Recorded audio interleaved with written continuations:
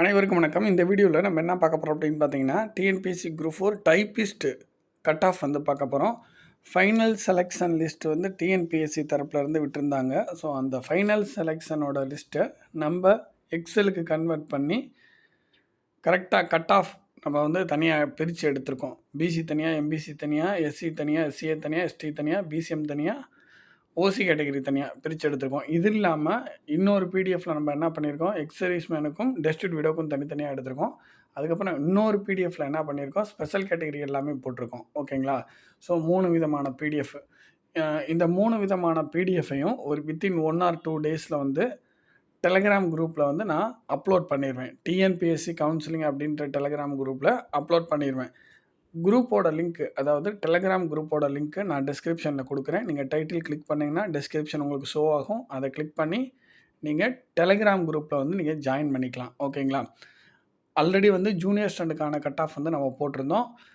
ஸ்டெனோக்கான cut off இதற்கு அடுத்து வந்து போடுவோம். டைப்பிஸ்டோட கட் ஆஃப் சொல்லிவிட்டு வித்தின் 1 or 2 டேஸில் ஸ்டெனோவோட கட் ஆஃப் நம்ம போட்டுருவோம். இப்போ டைப்பிஸ்டோட கட் ஆஃப் பார்ப்போம். ஸோ கட் ஆஃப் மட்டும் பார்க்குறதோட இல்லாமல் இதோட அனலைசிஸும் நம்ம பார்த்துருவோம். ஃபஸ்ட்டு பாருங்கள், டைப்பிஸ்ட் பிசி கேட்டகிரி. ஓகேங்களா? பிசி கேட்டகிரி மேல் கேண்டிடேட்ஸ் 159 கொஸ்டின், அதாவது 238.50 மார்க். ஓகேங்களா? அதாவது 159 கொஸ்டின் 200க்கு. ஸோ பிசி மேலுக்கும் அதான், பிசி ஃபீமேலுக்கும் அதான், பிசி மேல் பிஎஸ்டிஎம்க்கும் அதான், பிசி ஃபீமேல் பிஎஸ்டிஎம்க்கும் அதான். மொத்தமாக பிசி கேண்டிடேட்ஸ் எல்லாத்துக்குமே கட் ஆஃப் வந்து பார்த்தீங்கன்னா 159 கொஸ்டின். சார் என்ன சார் வித்தியாசமே இல்லாமல் இருக்குது, மேல் கேண்டிடேட்க்கும் ஃபீமேல் கேண்டிடேட்க்கும் அந்த கொஸ்டின்ஸில் ஒரு கொஸ்டின் கூட வித்தியாசமே இல்லாமல் இருக்கேன் சார். அது மட்டும் இல்லாமல் இந்த பிஎஸ்டிஎம் நான் பிஎஸ்டிஎம் இதுலேயும் வித்தியாசமே இல்லாமல் இருக்கேன் என்ன அப்படின்னு கேட்டிங்கன்னா, வேறு ஒன்றும் இல்லை, ரிசர்வேஷன் சரியாக ஃபாலோ பண்ணுறதுனால, ஆக்சுவலாக இந்த ஹரிசான்டல் ரிசர்வேஷன் ஃபாலோ பண்ணுறதுனால, ஹைகோர்ட்டோட தீர்ப்பின்படி ஹரிசான்டல் ரிசர்வேஷன் ஃபாலோ பண்ணுறதுனால கட் ஆஃப் கிட்டத்தட்ட ஆல்மோஸ்ட் சேமாக இருக்கும். எங்கேயாவது ஒரு சில இடத்துல வேறு கேட்டகரி போகும்போது 1 or 2 கொஸ்டின் வந்து டிஃபர் ஆகும். குறிப்பாக பிசி, எம்பிசி, எஸ்சி இந்த 3 கேட்டகரியிலையும் பெருசாக டிஃப்ரென்ஸ் இருக்காது. ரேங்க்கில் வேணால் ஒரு 50 பேர்த்துக்கு முன்ன பின்ன கிடச்சிருக்கலாம். பட் கட் ஆஃப் அப்படின்னு பார்த்தீங்கன்னா பிசிக்கு 159. அதே மாதிரி வந்து எம்பிசிக்கும் பார்த்தீங்கன்னா எல்லா கேட்டகரிக்கும் 159 தான் கட் ஆஃப். அதே மாதிரி எஸ்சி கேட்டகரி வரும்போது நீங்கள் பார்த்தீங்கன்னா 155 கொஸ்டின் தான் கட் ஆஃப். ஓகேங்களா? அடுத்து எஸ்சிஏ கேட்டகரி வரும்போது நல்லா பாருங்கள், எஸ்சிஏ கேட்டகரி வரும்போது எஸ்சிஏ மேல் கேண்டிடேட்க்கு 155.67 மார்க், அதாவது 155 கொஸ்டின் அல்லது 156 கொஸ்டின். ஓகேங்களா? கிட்டத்தட்ட 155 கொஸ்டின் எஸ்சிஏவுக்கு. அதுக்கப்புறம் வந்து பார்த்தீங்கன்னா எஸ்சிஏ ஃபீமேல் கேண்டிடேட்ஸ் அவங்களுக்கு வந்து பார்த்தீங்கன்னா கிட்டத்தட்ட ஒரு 150 கொஸ்டின். இங்கே வந்து ஃப்ராக்ஷனில் ஆன்சர் வந்திருக்கும். அதாவது எப்படின்னு பார்த்தீங்கன்னா ஏதாச்சும் சின்ன மிஸ்டேக்கை வந்து அவங்க பண்ணியிருப்பாங்க கேண்டிடேட், அதனால் இங்கே ஃப்ராக்ஷனில் வந்திருக்கு. இதை நீங்கள் எப்படி எடுத்துக்கலாம் அப்படின்னா, இந்த இடத்துல 155 கொஸ்டின் எடுத்துக்கலாம், இந்த இடத்துல 150 கொஸ்டின் நீங்கள் எடுத்துக்கலாம். ஓகேங்களா? ஸோ அதுக்கப்புறமா எஸ்சிஏ மேல் பிஎஸ்டிஎம்க்கு 154 கொஸ்டின், எஸ்சிஏ ஃபீமேல் பிஎஸ்டிஎம்க்கு 150 கொஸ்டின். ஸோ எஸ்சிஏ கேண்டிடேட்ஸ் வரும்போது மட்டும்தான் அந்த டிஃப்ரென்ஸ் இருக்குது. ஓகேங்களா? ஸோ அதுக்கப்புறம் பாருங்கள், ஸோ இன்னொரு டைம் பார்த்துருவோம். ஜென்ரலாக எஸ்சிஏ மேல் கேண்டிடேட்ஸ்க்கு 155 கொஸ்டின் கிட்டத்தட்ட, எஸ்சிஏ ஃபீமேல் கேண்டிடேட்ஸ்க்கு 150 கொஸ்டின் கிட்டத்தட்ட, எஸ்சிஏ மேல் பிஎஸ்டிஎம் கேண்டிடேட்ஸ்க்கு 154 கொஸ்டின், எஸ்சிஏ ஃபீமேல் பிஎஸ்டிஎம் கேண்டிடேட்ஸ்க்கு 150 கொஸ்டின். அதுக்கப்புறம் எஸ்டி கேட்டகரி வருவோம். எஸ்டி கேட்டகரியில் மேல் கேண்டிடேட்ஸ்க்கு 144, எஸ்டி ஃபீமேல் கேண்டிடேட்க்கு 145. என்ன இங்கே அதிகமாக வந்திருக்குன்னு நீங்கள் நினைக்க வேணாம். இந்த டேர்ன் போகும்போது ஆக்சுவலாக என்னன்னா 144 கொஸ்டின் உள்ள ஒரு மேல் கேண்டிடேட்ஸ் போகும்போது அவங்களுக்கு வேலை கிடச்சிருக்கு. அதுவே இங்கே ஃபீமேல் கேண்டிடேட்ஸ் போயிருந்தாங்கன்னா அவங்களுக்கு வேலை கிடச்சிருக்கும். ஸோ ஆக்சுவலாக கட் ஆஃப் வந்து பார்த்திங்கன்னா எஸ்டி கேட்டகரிக்கு ஒரு 144 கொஸ்டின்ஸ். இப்போ நம்ம டைப்பிஸ்ட் பார்த்துட்ருக்கோம், அதை நீங்கள் தெரிஞ்சுக்கணும். இது ஜூனியர்ஸ்னு கிடையாது, டைப்பிஸ்ட். எஸ்டி கேட்டகரிக்கு 144 கட் ஆஃப்னு வச்சுக்கலாம். ஓகேங்களா?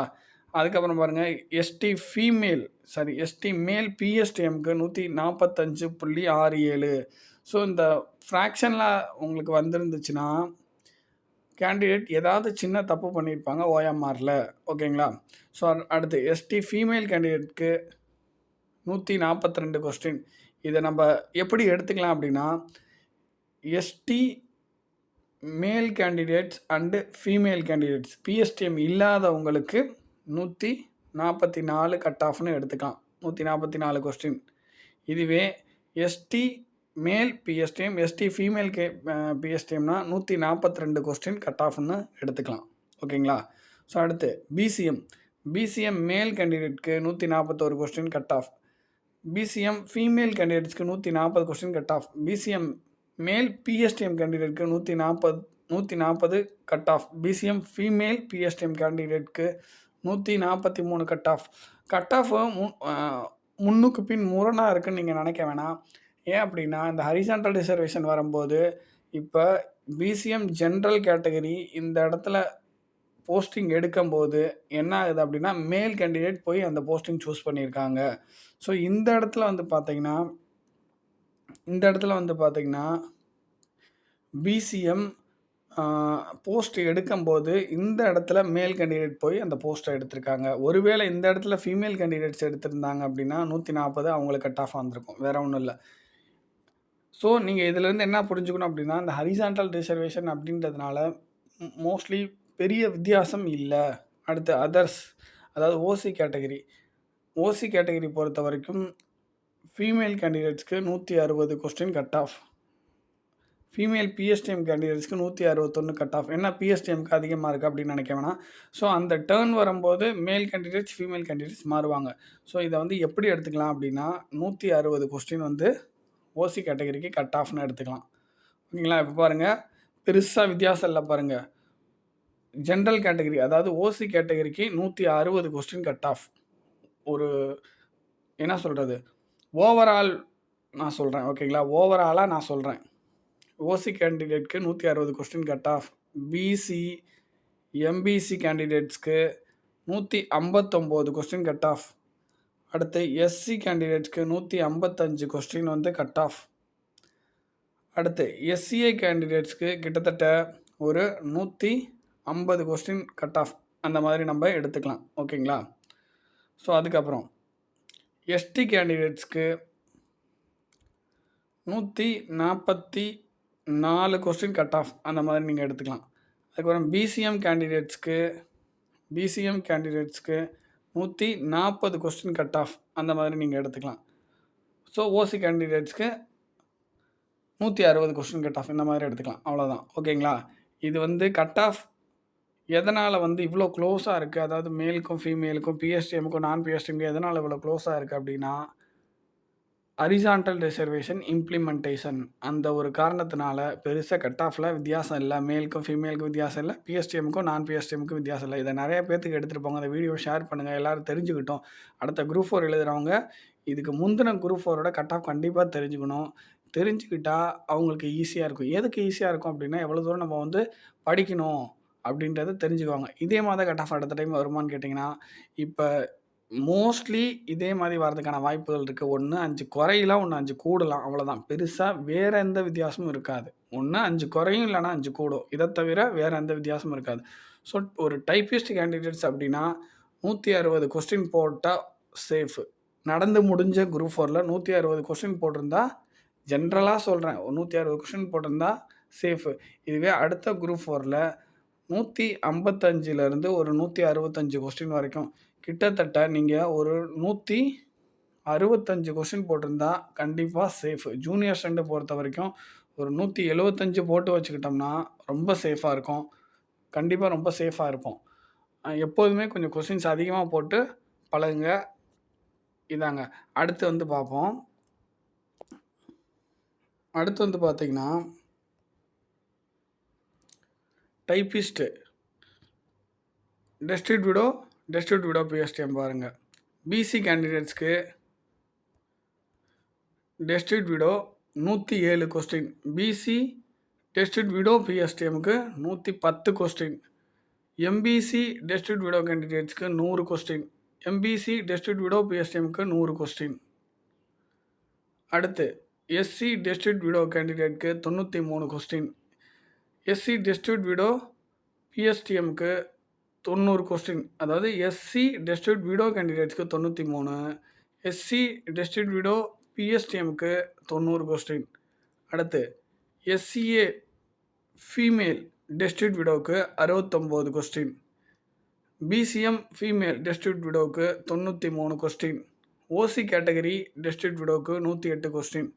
நல்லா பாருங்கள், டிஸ்ட்ரிக்ட் விடோவாக இருந்தீங்கன்னா உங்களுக்கு நல்ல ஒரு ஆப்பர்ச்சுனிட்டி டைப்பிங்கில் இருக்குது. டைப்பிங் போத் இயர் முடிச்சிட்டிங்கன்னா அழகாக ஜாப் கிடைக்கும். நல்லா கவனிச்சுங்க, டிஸ்ட்ரிக்ட் விடோ கேண்டிடேட்ஸ்க்கு டைப்பிங் போத் இயர் நீங்கள் முடிச்சு வச்சுக்கிட்டிங்கன்னா நிறைய சான்சஸ், நிறைய பாசிபிலிட்டிஸ் இருக்குது. ஒரு 120, 110 கொஸ்டின் போட்டாலே வேலை கிடைக்கிறதுக்கான பாசிபிலிட்டிஸ் இருக்குது. இது வந்து டைப் ரைட்டிங்கில், அதை நீங்கள் தெரிஞ்சுக்கோங்க. ஓகேங்களா? ஸோ அடுத்து பார்ப்போம். அதே மாதிரி எக்ஸர்வீஸ்மேன் பாருங்கள், டைப்பிங் முடிச்சிருக்காங்க. எக்ஸர்வீஸ்மேன் பிசி எக்ஸர்வீஸ்மேன் வந்து 96 question. MBC ex serviceman 89 question. MBC ex serviceman PSTM 87 question. எம்பிசியில் பாருங்கள் ஒரு ஸ்பெஷல் கேட்டகரி இருக்காங்க, எல்டி ஓஎல். ஓகேங்களா? அதாவது ஒன் லெக் ஏதாவது ப்ராப்ளமாக இருக்கும். ஸோ அவங்க வந்து 82 கொஸ்டின் போட்டிருக்காங்க, டைப்ரைட்டிங் முடிச்சிருக்காங்க. எஸ்சி மேல் கேண்டிடேட், அதாவது எஸ்சி எக்ஸர்வீஸ்மேன் பிஎஸ்டிஎம் 118 கொஸ்டின். அதுக்கப்புறம் எஸ்சிஏ எக்ஸர்வீஸ்மேன் 117 கொஸ்டின் கிட்டத்தட்ட. பிசிஎம் எக்ஸர்வீஸ்மேன் வந்து 126 கொஸ்டின். ஸோ அந்த டேர்ன் வரும்போது இவங்க அதை போய் எடுத்திருக்காங்க, வேறு ஒன்றும் இல்லை. எக்ஸர்வீஸ்மேன் அப்படின்னா நீங்கள் டைப்பிங் முடிச்சிருக்கீங்கன்னா கண்டிப்பாக 120 கொஸ்டின்லாம் தாண்டதுக்கு வாய்ப்பு இல்லை. 100 கொஸ்டின் போட்டிருந்தாவே மோஸ்ட்லி ஜாப் கிடைக்கிறதுக்கான பாசிபிலிட்டிஸ் இருக்குது. எக்ஸர்வீஸ்மேனுக்கு 100 கொஸ்டின் இருந்தாலே ஜாப் பாசிபிலிட்டிஸ் இருக்குது டைப்பிங்கில். ஸோ பாருங்கள், எக்ஸர்வீஸ்மேனாகவும் இருக்காங்க, டைப்பிங்கும் முடிச்சிருக்காங்க. பார்த்தீங்களா? ஸோ இது வாய்ப்பு. அதாவது ஜென்ரலாக சொல்லணும்னா டிஸ்ட்ரிக்ட் விடோவாக இருக்கட்டும், எக்ஸர்வீஸ்மேனாக இருக்கட்டும், ஒரு மிகப்பெரிய ஆப்பர்ச்சுனிட்டி. டைப்பிங் முடித்தா மிகப்பெரிய ஆப்பர்ச்சுனிட்டி இருக்குது. ஸோ இந்த இன்ஃபர்மேஷன் வந்து தெரிஞ்சுக்குங்க. ஸோ அடுத்து ஸ்பெஷல் கேட்டகரி ஓவராலாக நான் கொடுத்துட்டேன். அதாவது ஸ்பெஷல் கேட்டகரி, எல்லா ஸ்பெஷல் கேட்டகரியும் டைப்பிங்கில் யாரெல்லாம் செலக்ட் ஆகிருக்காங்க ஸ்பெஷல் கேட்டகரியில், ஸோ அந்த லிஸ்ட் எடுத்து நான் போட்டுட்டேன். ஓகேங்களா? புரியுதுங்களா? ஸோ அந்த ஸ்பெஷல் கேட்டகரிக்கு தகுந்த மாதிரி எங்கள் கட் ஆஃப் வந்து மாறுபடும். இங்கே பாருங்கள், எல்வி நல்லா பாருங்கள், எல்வினா எனக்கு தெரிஞ்சு லோயர் விஷன் நினைக்கிறேன். ஸோ லோயர் விஷனில் இருந்து டைப்ரைட்டிங் முடிச்சிருந்தீங்கன்னா நல்ல வாய்ப்பு இருக்குது. ஓகேங்களா? ஸோ அந்த மாதிரி நார்மலாகவே வந்து பார்த்திங்கன்னா நீங்கள் ஸ்பெஷல் கேட்டகரியாக இருக்கீங்கன்னா, டைப்ரைட்டிங் முடிச்சிருக்கீங்கன்னா ஒரு நல்ல வாய்ப்பு இருக்குது. ஒரு 140, 150 கொஸ்டின் போட்டிங்கன்னா ஒரு நல்ல வாய்ப்பு இருக்குது. ஸோ இந்த பிடிஎஃப் எல்லாம் ஒரு 1 or 2 டேஸில் உங்களுக்கு டிஎன்பிஎஸ்சி கவுன்சிலிங் குரூப்பில் நான் கொடுக்குறேன். தேங்க்யூ.